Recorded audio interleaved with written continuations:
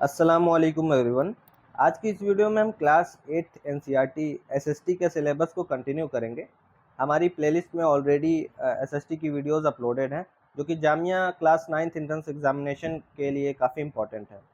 तो आज है हमारा सिविक्स का chapter number 4 that is judiciary. तो बिना टाइम वेस्ट के शुरू करते हैं। इस पीडीएफ में जो पॉइंट्स हैं वो बहुत ही इंपॉर्टेंट है, जो कि मैंने एनसीईआरटी के बुक से डायरेक्टली लिया है, जो कि आपके एग्ज़ाम परस्पेक्टिव से बहुत ही इंपॉर्टेंट है। तो आप हर एक लाइन को बहुत ध्यान से पढ़िएगा। तो सबसे पहले हम शुरू करते हैं इंट्रोडक्शन से। तो in India we have a rule of law. जैसा कि हम सबको पता है, या अगर नहीं भी पता है तो मैं आपको बता दूं कि हमारे इंडिया में रूल ऑफ लॉ है। जैसा वर्ड से ही पता चल रहा है कि जो रूल होगा वो लॉ का होगा, यानी लॉ जो है सुप्रीम है। It means that laws apply equally to all persons and that a certain set of fixed procedures need to be followed when law is violated. इसका ये मतलब है कि जो कानून है, जो हमारे देश का कानून है, वो इक्वली हर पर्सन पे अप्लाई होगा, सबके लिए कानून इक्वल होगा और एक फिक्स प्रोसीजर फॉलो किया जाएगा जो कि हमारे कॉन्स्टिट्यूशन में ऑलरेडी डिफाइंड है अगर किसी पर्सन के लॉ का वॉयलेशन हो रहा है। To enforce this law, we have a judicial system that consists of mechanism of courts that a citizen can approach when law is violated. और उस लॉ का अगर वॉयलेशन हो रहा है, उस कानून का वॉयलेशन अगर हो रहा है, तो इंडिया में जितने भी सिटीजन्स हैं उनके लिए एक जुडिशियल सिस्टम हमारे कॉन्स्टिट्यूशन ने बना रखा है, जिसमें एक कोर्ट्स का मैकेनिज्म होगा। बहुत सारे लेवल के कोर्ट्स होंगे, वहाँ पे हर एक सिटीजन्स जा सकता है, अपनी परेशानी बता सकता है और कोर्ट्स उनका सॉल्यूशन देगी, या जो वायलेटर्स हैं कानून के उनको पनिश करेगी, उनको सज़ा देगी। As an organ of the state, the judiciary plays a crucial role in functioning of India's democracy. जैसा कि हम सबको पता है कि हमारे गवर्नमेंट में बहुत सारे ऑर्गन्स हैं, जैसे लेजिस्लेटिव, एग्जीक्यूटिव और जुडिशरी। उन्हीं में से जुडिशरी एक बहुत ही इंपॉर्टेंट ऑर्गन है जो कि बहुत ही इंपॉर्टेंट रोल प्ले करती है हमारे इंडिया के डेमोक्रेसी को स्मूथली फंक्शन करने के लिए। It can play this role only because it is independent. और जुडिशरी को जो ये रोल मिला है वो अच्छे से निभा पाए, उसके लिए जुडिशरी को इंडिपेंडेंट रखा गया, यानी लेजिस्लेटिव, एग्जीक्यूटिव इनके कामों में अपना टांग अड़ा ना पाए, इसलिए जो है ये इंडिपेंडेंट है। अब हम पढ़ेंगे what is the role of judiciary. आखिर जुडिशरी के क्या क्या रोल हैं जो जिसकी वजह से इसका इम्पोर्टेंस इतना ज़्यादा है। Courts take decisions on a very large number of issues. हर दिन कोर्ट्स जो है बहुत ही ज़्यादा मसलों पे अपना डिसीजन लेते हैं। They can decide that no teacher can beat a student और about the sharing of water rivers between states, और they can punish people for their particular crimes. यानी कोर्ट के पास ये पावर है कि वो डिसाइड कर सकती है कि कोई टीचर किसी बच्चे को बेवजह ना मारे, या किसी दो स्टेट्स के बीच में अगर कोई मसला है, जैसे कि एग्जांपल ले लीजिए रिवर का, जहाँ का पानी जो है, एक एग्जांपल ले लीजिए हरियाणा से होते हुए वो यूपी तक बहती है। अगर उन दोनों के बीच में अगर पानी को लेकर कोई मसला है तो कोर्ट्स उस पर अपना डिसीजन सुना सकती है। और they can punish people for their particular crimes. या कोई सिटीज़न है इंडिया का, वो कोई क्राइम कर रहा है तो उसके लिए पनिशमेंट दे सकती है, या फिर उसको फाइन देने के लिए बोल सकती है। The work of judiciary can be divided into the following. Judiciary के और भी काम हैं जिनको हम नीचे पढ़ सकते हैं, जिसमें से सबसे पहला हमारा डिस्प्यूट रिजोल्यूशन, दूसरा है जुडिशियल रिव्यू और तीसरा है upholding the rights and enforcing fundamental rights, जिनको अभी हम डिटेल में नीचे पढ़ेंगे। तो सबसे पहला हमारा है डिस्प्यूट रिजोल्यूशन। जैसा कि वर्ड से ही पता चल रहा है, डिस्प्यूट का मतलब होता है लड़ाई या मतभेद, और रिजोल्यूशन का मतलब है उसको सॉल्व करना। तो the judicial system provides a mechanism for resolving disputes between citizens and the government, between two state governments and between the centre and the state governments. जो हमारा जुडिशियल सिस्टम है वो एक मैकेनिज्म प्रोवाइड करता है, वो एक रास्ता प्रोवाइड करता है। अगर किसी दो सिटीज़न के बीच में लड़ाई है तो वो उसको सॉल्व करता है। मान लीजिए मैं हूँ और दूसरी पार्टी कोई और है, मेरा भाई है, अगर बीच में लड़ाई हो जा रही है तो वो कोर्ट में जाके उसका सॉल्यूशन मांग सकते हैं। या किसी सिटीज़न या गवर्नमेंट के बीच में अगर लड़ाई है, गवर्नमेंट ने किसी लॉ का वायलेशन कर दिया किसी सिटीज़न के, तो वो कोर्ट में जा सकता है। या किसी दो स्टेट के बीच में अगर लड़ाई है, जैसा अभी मैंने पानी वाला मसला बताया कि अगर नदी बहती है यूपी और हरियाणा के बीच में, अगर पानी को लेकर कोई लड़ाई है तो वो कोर्ट में जा सकते हैं। या सेंटर या स्टेट गवर्नमेंट के बीच में लड़ाई है तो वो भी कोर्ट में जा सकते हैं, उसका सॉल्यूशन कोर्ट उनको ज़रूर देगी। हमारा जो दूसरा सबसे इम्पॉर्टेंट रोल है जुडिशरी का, वो है जुडिशियल रिव्यू। रिव्यू का मतलब है किसी चीज़ को दोहरा के देखना या दोबारा उसको देखना। As the final interpreter of the constitution, the judiciary also has the power to strike down particular laws passed by the parliament if it believes that these are the violation of the basic structure of the constitution। यानी judicial review को हम कह सकते हैं कि वो एक power है जो सुप्रीम कोर्ट या जो जितने भी कोर्ट्स हैं उनके पास है कि वो पार्लियामेंट द्वारा जो लॉज पास किए गए हैं यानी लेजिस्लेचर एग्जीक्यूटिव इसके थ्रू होते हुए जो कानून आया है, अगर वो कॉन्स्टिट्यूशन के बेसिक स्ट्रक्चर के खिलाफ है और लोगों के राइट्स का वायलेशन कर रहा है, तो कोर्ट्स के पास ये पावर है कि वो जुडिशियल रिव्यू के थ्रू उस कानून को रद्द कर सकते हैं, उसको स्ट्राइक डाउन कर सकते हैं। तो इसमें क्वेश्चन बन सकता है कि हमारे कॉन्स्टिट्यूशन का फाइनल इंटरप्रेटर कौन है, तो ऑफ कोर्स ये कोर्ट्स हैं, जो जुडिशियल सिस्टम है वो है। जो हमारा तीसरा सबसे इंपॉर्टेंट रोल है जुडिशरी का, वो है upholding the law and enforcing fundamental rights. यानी किसी पार्टी के अगर राइट्स का फंडामेंटल राइट्स का वायलेशन हो रहा है तो कोर्ट्स जो है लॉ को ऊपर रख सकती है और उनके राइट्स का बचाव कर सकती है। Every Indian citizen can approach the supreme Court और high court if they believe that their fundamental rights have been violated. India में जितने भी सिटीजन हैं वो सुप्रीम कोर्ट या हाई कोर्ट या लोअर कोर्ट्स में जा सकते हैं ये कहते हुए कि हमारे फंडामेंटल राइट्स का वायलेशन हो रहा है, तो कोर्ट जो है उनको बचाव देगी और जो वायलेटर्स हैं उनको पनिश करेगी या उनको फाइन देने के लिए बोल सकती है। तो अब हम पढ़ेंगे कि इंडिपेंडेंट जुडिशरी क्या होती है। जैसा कि अभी हम सब ने पढ़ा कि जुडिशरी के बहुत सारे रोल्स हैं, तो आखिर जुडिशरी वो रोल तभी निभा पाएगी, अच्छे तरीके से तभी निभा पाएगी जब वो इंडिपेंडेंट हो, यानी बाहरी किसी फोर्स का उसके ऊपर इन्फ्लुएंस ना हो। The Indian Constitution protects the citizens against the influence of the rich and powerful people by providing the independence of judiciary। यानी जो हमारा इंडियन कॉन्स्टिट्यूशन है वो सिटीजन्स के राइट्स को प्रोटेक्ट करता है, यानी जो बहुत ही पावरफुल या अमीर जो पॉलिटिशियंस होते हैं वो चाहें तो जुडिशरी को पैसे दे के या अपने पावर के थ्रू ख़रीद सकते हैं, मगर जुडिशरी को ये इंडिपेंडेंस दिया गया है कि वो उन लोगों से बची रहे। This is done by the separation of power, और ये तभी मुमकिन है जब सेपरेशन ऑफ पावर्स हो। जैसा कि हम सबको पता है कि हमारे गवर्नमेंट में पावर्स को सेपरेट किया गया है, यानी लेजिस्लेटिव को अलग पावर्स हैं, एग्जीक्यूटिव को अलग पावर्स मिली हुई हैं और जुडिशरी के पास अलग पावर्स हैं। मतलब सबके पावर्स डिवाइड कर दिए गए ताकि कोई एक दूसरे के मामले में टांग ना अड़ा सके। इसीलिए जो है सेपरेशन ऑफ पावर बहुत ही इंपॉर्टेंट है। It means that the other branches of the state like legislature and executive cannot interfere in the work of judiciary। जैसा कि अभी मैंने बताया कि लेजिस्लेचर और एग्जीक्यूटिव और जुडिशरी के पावर्स को डिवाइड कर दिया गया ताकि वो एक दूसरे के काम में इंटरफेयर ना करें। The courts are not under the government, यानी जो कोर्ट्स हैं उसको गवर्नमेंट के इन्फ्लुएंस से अलग रखा गया है। The courts are not under the government and do not act on their behalf. जो कोर्ट हैं वो गवर्नमेंट के अंडर काम नहीं करते, इसीलिए वो उनके बिहाफ में काम नहीं करते। हालांकि इनडायरेक्टली वो गवर्नमेंट के लिए ही काम करते हैं, मगर उनके इन्फ्लुएंस से बचने के लिए कोर्ट्स को इंडिपेंडेंट रखा गया। The supreme Court and high court जजेस are appointed with very little interference from other branches of the government. जो सुप्रीम कोर्ट या हाई कोर्ट के जजेस जो इनको अपॉइंट किया जाता है वो गवर्नमेंट के इन्फ्लुएंस से इंटरफेरेंस से काफ़ी दूर रहते हैं। और भी ब्रांचेज हैं जैसे लेजिस्लेटिव एग्जीक्यूटिव, उनके इंटरफेरेंस से काफ़ी दूर हैं, उनका खुद का सिस्टम है। कोर्ट उनको एक कोलेजियम सिस्टम के तहत अपॉइंट करती है, जिसको हम आगे अगली क्लासेस में पढ़ेंगे इंशाल्लाह। Once appointed it is very difficult to remove a जज, यानी अगर कोई जज को एक बार अपॉइंट कर दिया गया तो उसको हटाना बहुत ही मुश्किल होता है। It is the independence of the judiciary that allows the courts to play a central role in ensuring that there is no misuse of power by the legislature and the executive. यानी जो judiciary को independence मिला है वो ये decide करती है कि लेजिस्लेचर या एग्जीक्यूटिव जो अदर ब्रांचेज हैं गवर्नमेंट की, वो पावर का मिसयूज़ ना कर सके, उसका गलत इस्तेमाल ना कर सकें, कोई कानून को किसी सिटीज़न के खिलाफ यूज़ ना कर सकें। तो ये जुडिशरी डिसाइड करती है। It also plays a crucial role in protecting the fundamental rights of citizens because anyone can approach courts if they believe that their rights have been violated। यानी जो courts हैं, हमारी जो जुडिशियल सिस्टम है, वो बहुत ही इंपॉर्टेंट रोल अदा करती है सिटीजन्स के फंडामेंटल राइट को प्रोटेक्ट करने के लिए। यानी अगर किसी भी पर्सन का राइट्स के वायलेशन हो रहा है तो वो कोर्ट्स को अप्रोच कर सकते हैं, वो कोर्ट जा सकते हैं, शिकायत कर सकते हैं, और जो वायलेटर्स हैं उनको पनिश किया जा सकता है। अब हम पढ़ेंगे the structure of courts in India, यानी जो हमारे इंडिया में कोर्ट्स हैं उनका क्या स्ट्रक्चर है। There are different levels of courts in India. हमारे इंडिया में बहुत सारे लेवल पे कोर्ट्स पाए जाते हैं। There are several courts at the lower level while there is only one at the apex level.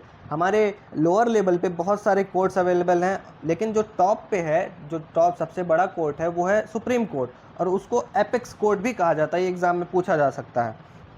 The courts that most people interact with are what are called subordinate और district courts, यानी ज़्यादातर जो लोग जो अपनी परेशानियाँ अपने cases लेके जाते हैं वो डिस्ट्रिक्ट कोर्ट्स या सबऑर्डिनेट कोर्ट्स में लेके जाते हैं, क्योंकि वो हर एक डिस्ट्रिक्ट में अवेलेबल होता है। सुप्रीम कोर्ट या हाई कोर्ट तक केसेस ले जाना इतना आसान भी नहीं होता, इसीलिए ज़्यादातर जो लोग हैं उनके केसेस डिस्ट्रिक्ट कोर्ट्स में ही सुने जाते हैं।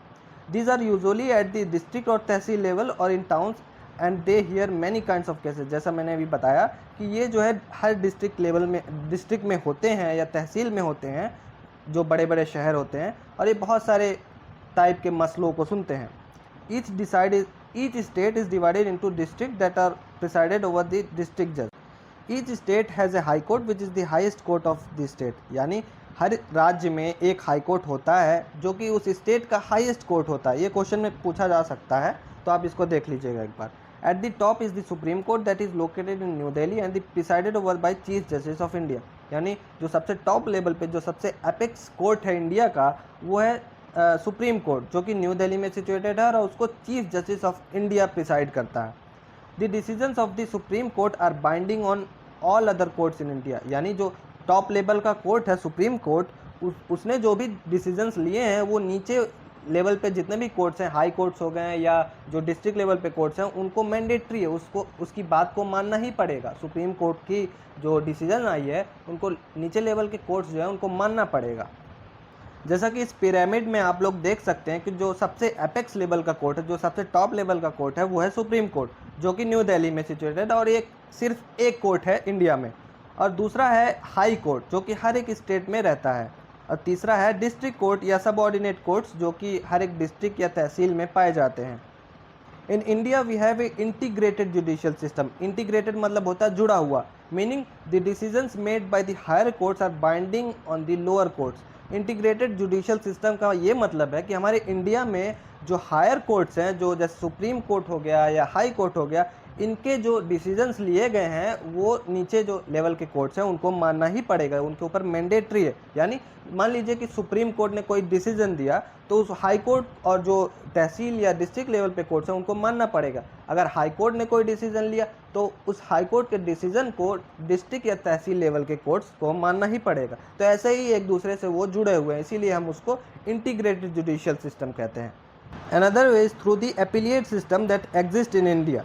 This means that a person can appeal to a higher court if they believe that the judgment passed by the lower court is not just. यानी हमारे जुडिशरी में एक और सिस्टम है जिसको बोलते हैं एपिलिएट सिस्टम, जिसमें ये होता है कि अगर कोई पर्सन ये मानता है कि उसका केस जो लोअर कोर्ट हैं, जैसे डिस्ट्रिक्ट लेवल के कोर्ट्स या हाई कोर्ट हो गया, अगर उन्होंने अच्छी तरीके से सुनवाई नहीं की है या उसके जजमेंट से वो सहमत नहीं है, तो वो हायर कोर्ट में उस चीज़ को ले जा सकते हैं। वो रिक्वेस्ट कर सकते हैं कि मेरा जो केस है उसको दोबारा सुना जाए हायर कोर्ट में। उसी को हम कहते हैं एपिलिएट सिस्टम। अब हम पढ़ेंगे different branches of the legal system, यानी हमारे जो इंडिया में लीगल सिस्टम है वो कितने टाइप्स के होते हैं, उसके क्या क्या ब्रांचेज होते हैं। तो बेसिकली मेनली जो है 2 ब्रांचेज होती हैं हमारे लीगल सिस्टम की। पहला है क्रिमिनल लॉ, दूसरा है सिविल लॉ, जिसको हम अभी आगे डिटेल में पढ़ेंगे। हमारे लीगल सिस्टम का जो सबसे पहला ब्रांच है वो है क्रिमिनल लॉ। जैसा वर्ड से ही पता चल रहा है, क्राइम की बात हो रही है, किसी जुर्म की बात हो रही है जिसका नेचर जो है बहुत सीरियस है। Criminal law deals with conducts और acts that the law defines as offences. यानी क्रिमिनल लॉ उन मसलों से या उन एक्ट्स को डील करता है जो कानून की नज़र में एक जुर्म है, बहुत ही सीरियस जुर्म है। फॉर एग्जाम्पल के तौर पे मान लीजिए किसी ने चोरी की या किसी ने किसी औरत को दहेज के लिए प्रताड़ित किया या मर्डर के लिए किसी ने मर्डर कर दिया। It usually begins with the lodging of an FIR with the police who investigate the crime, after which a case is filed in the court. यानी सबसे पहले अगर किसी पर्सन के अगेंस्ट क्राइम किया गया है तो वो थाने में जाके FIR करेगा, जिसको फर्स्ट इन्फॉर्मेशन रिपोर्ट कहा जाता है। ये एग्ज़ाम में भी आ सकता है इसका फुल फॉर्म लिखने को, तो आप पढ़ लीजिएगा एक बार। With the police who investigate the crime after which a case is filed in the court. यानी FIR करने के बाद पुलिस उस मसले को इन्वेस्टिगेट करेगी, उसको खोजबीन करेगी, आखिर क्राइम किसने किया, क्यों किया, कैसे किया, ये सब चीज़ें। उसके बाद पुलिस जो है चार्जशीट फाइल करेगी कोर्ट में कि आखिर कौन कौन से ऑफेंस किए गए हैं वगैरह वगैरह।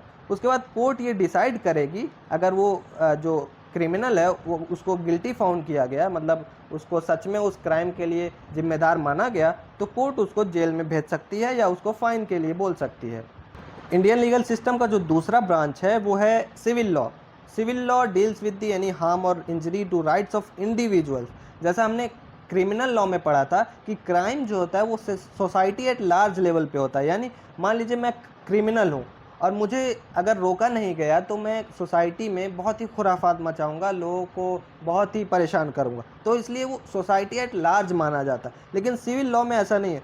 सिविल लॉ दो लोगों के बीच में होती है। फॉर एग्जांपल, मान लीजिए किसी ने मेरे ज़मीन पर कब्जा कर लिया, या किसी ने मेरी दी हुई चीज़ को लौटाया नहीं, या कोई रेंट का मसला है, या डाइवोर्स से रिलेटेड चीज़ें हैं, तो वो दो इंडिविजुअल्स के बीच में जो चीज़ें डील की जाती हैं उसको सिविल लॉ के अंदर काउंट किया जाता है। मगर जो क्रिमिनल लॉ है वो सोसाइटी एट लार्ज के लेवल पे होता है। A petition has to be filed before the relevant court by the affected parties only.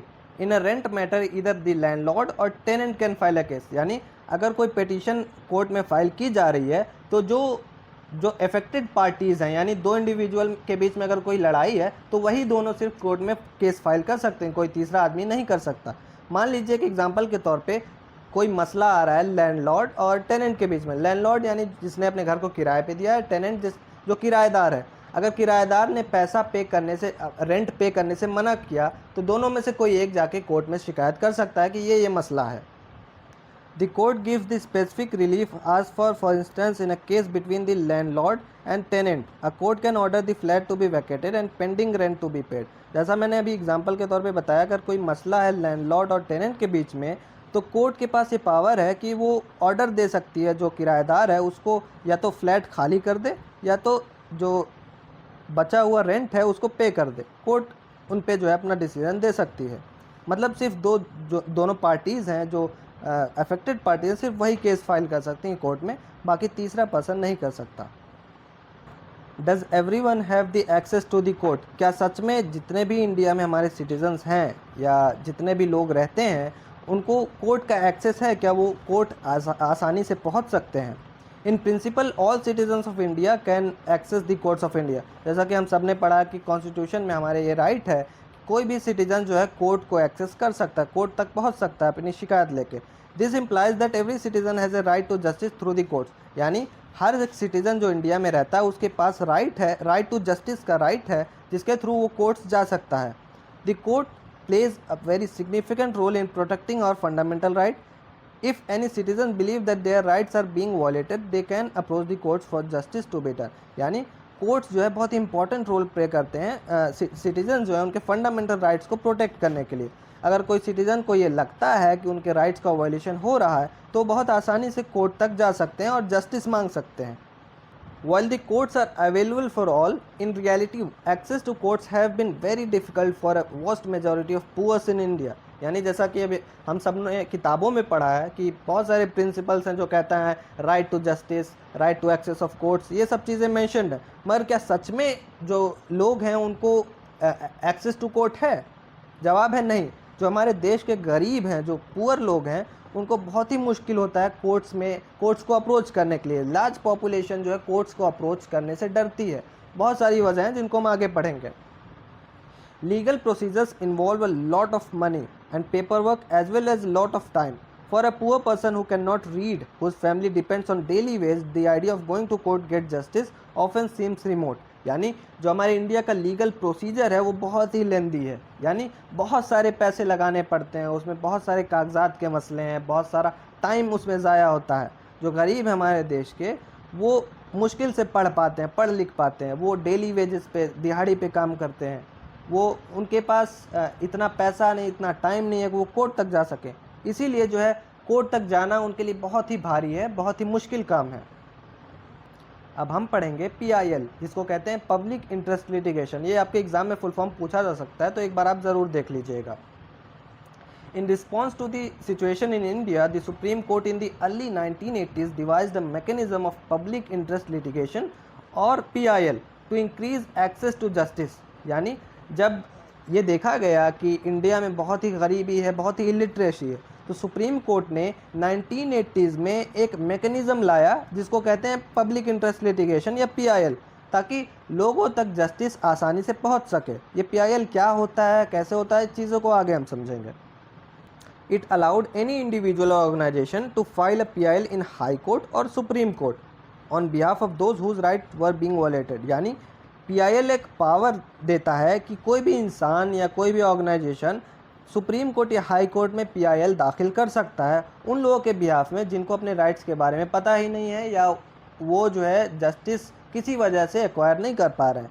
For example, एक एग्जांपल के तौर पे समझते हैं। मान लीजिए एक एरिया है जहाँ पे बहुत ही ज़्यादा गंदगी होती है, वहाँ के आसपास रहने वाले लोग बहुत हेल्थ रिलेटेड इश्यूज से सफ़र करते हैं, उनको कई बीमारियाँ होती रहती हैं। तो मैं बाहर से कहीं से किसी और स्टेट से मैं आया हुआ इंसान हूँ, अगर मुझे लगता है कि इनके राइट्स का वॉयलेशन हो रहा है, उनको पता भी नहीं है कि वो सुप्रीम कोर्ट या हाई कोर्ट में जाके इसका सॉल्यूशन मांग सकते हैं, तो मैं सुप्रीम कोर्ट या हाई कोर्ट में पीआईएल दाखिल कर सकता हूँ। एक थर्ड पार्टी होते हुए भी मैं दाखिल कर सकता हूँ क्योंकि उनके राइट्स का वॉयलेशन हो रहा है। यही होता है पीआईएल। मैं पब्लिक के इंटरेस्ट में एक लिटिगेशन फाइल कर सकता हूँ कोर्ट्स में, तो ये होता है public interest litigation. The legal process was greatly simplified and even a letter और telegram address to the supreme Court और the high court could be treated as PIL. यानी इस प्रोसेस को, जो पीआईएल दाखिल करने का प्रोसेस है, उसको इतना सिंप्लीफाई किया गया सुप्रीम कोर्ट के द्वारा कि अगर कोई लेटर भी लिख रहा है किसी के बिहाफ में कि जो है यहाँ पे उनके राइट्स का वॉयलेशन हो रहा है, तो उसको पीआईएल के तौर पे देखा जा सकता है। उसको सुप्रीम कोर्ट या हाई कोर्ट पीआईएल के तौर पे एक्सेप्ट कर सकती है और उस मामले में सुनवाई करके उसको सॉल्यूशन प्रोवाइड कर सकती है, उनके राइट्स को बचा सकती है। In the early years, PIL was used to secure justice on a very large number of issues, such as rescuing bonded laborers from inhumane work conditions and securing the release of prisoners in Bihar who had been kept in jail even after their punishment term was complete। यानी जब PIL नया नया आया तो बहुत सारे मसलों पे लोगों ने PIL दाखिल किए, बहुत सारे जो इशूज़ थे। For example rescuing bonded labourers, यानी पहले क्या होता था कि जो बधुआ मजदूर हुआ करते थे उनको जानवरों की तरह ट्रीट किया जाता था, उनसे बहुत ही ज़्यादा काम लिया जाता था, उनको बहुत ही गंदे सी कंडीशंस में रखा जाता था। वैसे ही बिहार के जेलों में बहुत सारे ऐसे प्रिजनर्स थे, बहुत सारे ऐसे कैदी थे जिनको उनकी सज़ा कंप्लीट होने के बावजूद भी रखा गया था, उनको जेलों में उनसे काम कराया जाता। तो उस वक्त पीआईएल बहुत ही कारागार साबित हुआ, लोगों के जस्टिस के लिए पीआईएल एक बहुत ही इम्पॉर्टेंट मैकेनिज्म साबित हुआ। The mid day meal that children now receive in government and government aided schools is because of PIL. आप लोगों ने देखा होगा आपके आसपास सरकारी स्कूलों में या गवर्नमेंट फंडेड स्कूलों में बच्चों को मिड डे मील प्रोवाइड किया जाता है, दोपहर के खाने या सुबह के खाने प्रोवाइड किए जाते हैं। ये भी पीआईएल के थ्रू ही पॉसिबल हुआ है।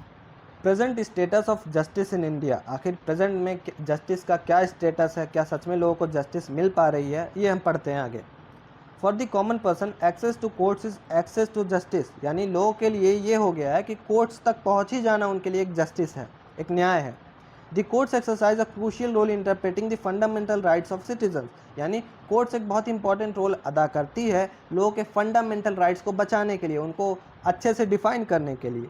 There are also court judgments that people believe work against the best interest of the common person, यानी मगर बहुत सारे ऐसे भी कोर्ट के जजमेंट्स रहे हैं जो नॉर्मल, जो कॉमन पीपल हैं, उनके इंटरेस्ट के लिए सही नहीं रहे हैं, मतलब वो लोगों के इंटरेस्ट के खिलाफ उन्होंने जजमेंट दिया है। For example, the activists who work on issues concerning the right to shelter and housing for the poor believe that the recent court judgments on evictions are far cry from earlier judgment, यानी जो अभी activist हैं जो दिन रात गरीब लोगों के राइट्स को बचाने की कोशिश करते हैं, उनका ये मानना है कि जो पुराने जजमेंट्स कोर्ट्स के आए हैं वो गरीबों के राइट टू शेल्टर और हाउसिंग को बचाता था, मगर अब जो जजमेंट्स आ रहे हैं वो गरीबों के राइट टू शेल्टर और हाउसिंग को तहस नहस कर दे रहे हैं, उनके घरों को गिराया जा रहा है, उनको इंक्रोचर बता के, या उनको ये बताया जा रहा है कि उन्होंने सरकारी ज़मीन पर ज़बरदस्ती कब्जा कर रखा है, मगर पहले ऐसे जजमेंट्स नहीं आए हैं, उनको रहने के लिए सुविधाएं दी जाती थी। The recent judgments tend to view the slum dwellers as an encroacher in the city. Earlier judgments like 1985 Olga Tellis versus Mumbai Municipal Corporation had tried to protect the livelihoods of slum dwellers।